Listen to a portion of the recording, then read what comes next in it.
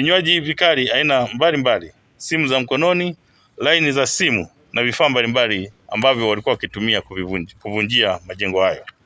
Sambamba na hayo, kwa kipindi cha mwezi Aprili mwaka 2026, jumla ya watuhumiwa 15 hao walikamatwa wakiwa na dawa za kulevya aina ya bangi kilo 3.19 na watuhumiwa 15 walikamatwa wakiwa na pombe haramu ya gongo almaarufu gongo au pombe ya moshi lita 160. Watuhumiwa wengine 4 walikamatwa wakiwa na bidhaa za magendo, sukari, mafuta ya kupikia lita 220, mayai ya kuku ambayo yameingizwa kutoka. Kwa hiyo Jeshi la Polisi mkoa wa Mbeya linaendelea kushirikiana na wananchi na wadau wengine katika kuimarisha ulinzi na usalama wa maisha na mali kwa kufanya doria za kubaini na kuzuia uhalifu katika mkoa wetu. Pia kufanya operesheni na misako ambayo inaendelea kufanyika katika mkoa wetu na kupata mafanikio ambayo yamepelekea kuwakamata wahalifu wa makosa mbalimbali. Kwa kipindi cha mwezi Aprili mwaka 2026, jumla ya watuhumiwa 987 wa uhalifu ikiwemo mauaji, kubaka, kupatikana mali za wizi, kupatikana silaha bila kibali na kupatikana na madawa ya kulevya ni matukio ambayo watuhumiwa wake wameweza kukamatwa. Kwa hiyo watuhumiwa waliokamatwa na upelelezi wa kesi zao kukamilishwa na kisha kufikishwa mahakamani, baadhi wamepatikana na hatia na wengine kuhukumiwa vifungo. Kwa hiyo Jeshi la Polisi mkoa wa Mbeya linamshikilia watu watatu wanaoitwa Faustini Seresi mwenye umri wa miaka 48, huyu ni mkazi wa Kiponda Ihowanza, Nicholas Lamek mwenye umri wa miaka 32 na Daudi Richard mwenye umri wa miaka 33. Wote hawa ni wakazi wa Kitunda wilaya ya Sikonge mkoa wa Tabora. Hawa wanashikiliwa kwa tuhuma za kupatikana na silaha 2 aina ya gobore bila kuwa na kibali.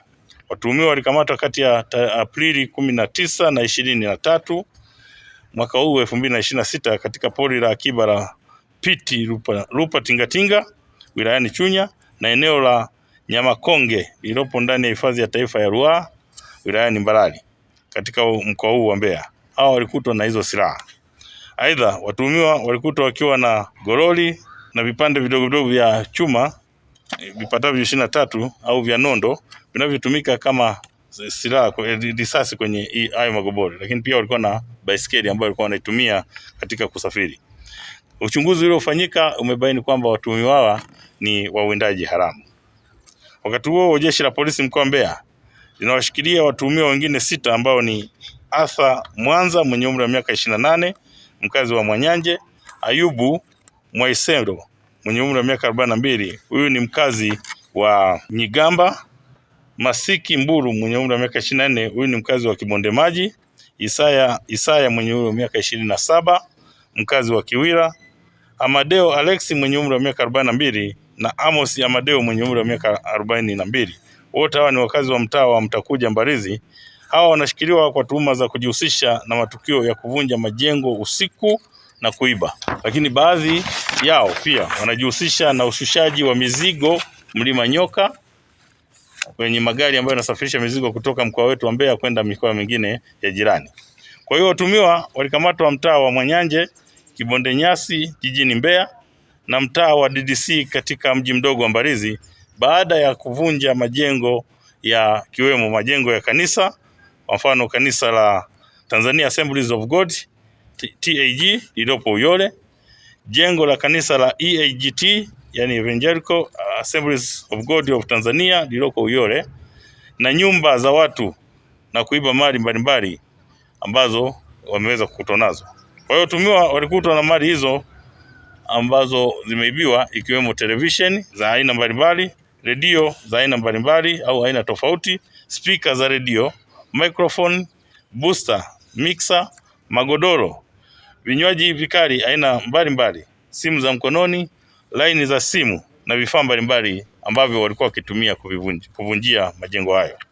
Sambamba na hayo, kwa kipindi cha mwezi Aprili mwaka 2026, jumla ya watuhumiwa 15 hao walikamatwa wakiwa na dawa za kulevya aina ya bangi kilo 3.19 na watuhumiwa 15 walikamatwa wakiwa na pombe haramu ya gongo almaarufu gongo au pombe ya moshi lita 160.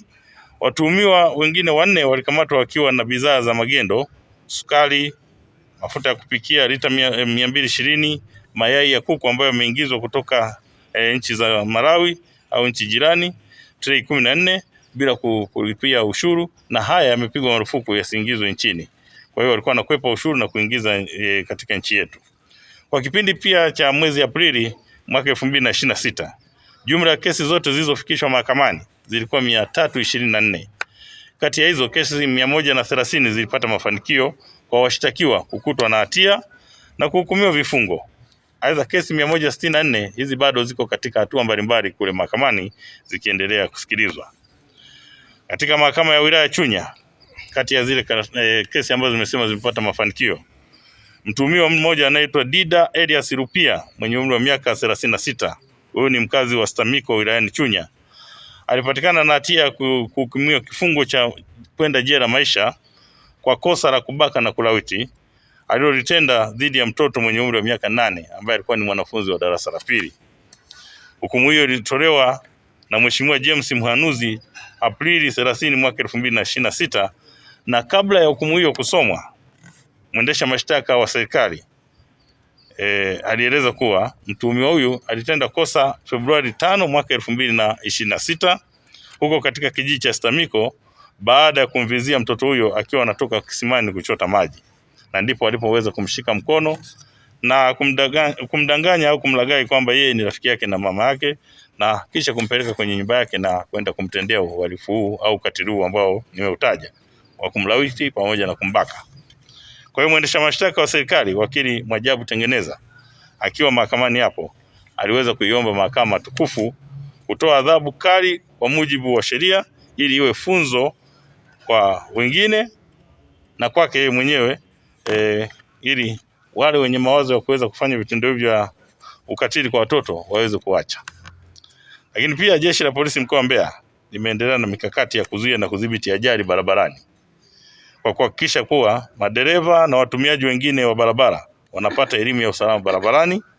Madereva wanaokiuka sheria za usalama barabarani wanakamatwa na kuchukuliwa sheria au hatua kwa mujibu wa sheria.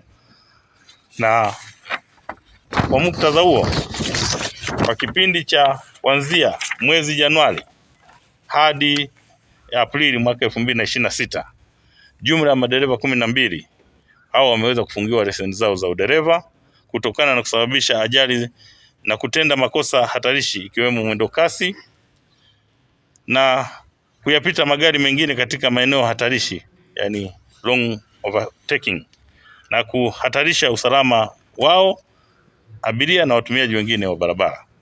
Kwa hiyo kutokana na vitendo hivyo madereva hao 12 wamekwisha fungiwa leseni zao, na wengine bado tunaendelea kuwafuatilia wale wote ambao waheshimu sheria za usalama barabarani, na wao wakibainika hatua kali zitachukuliwa ili tuweze kuhakikisha kwamba ajali zinapungua, lakini pia watu wanaheshimu sheria za usalama barabarani. Jeshi la polisi mkoa wa Mbeya linatoa wito kwa wananchi, kwanza kuendelea kutoa ushirikiano kwa kutoa taarifa za uhalifu na wahalifu kwa jeshi la polisi ili kuzuia na kutokomeza uhalifu huo katika jamii.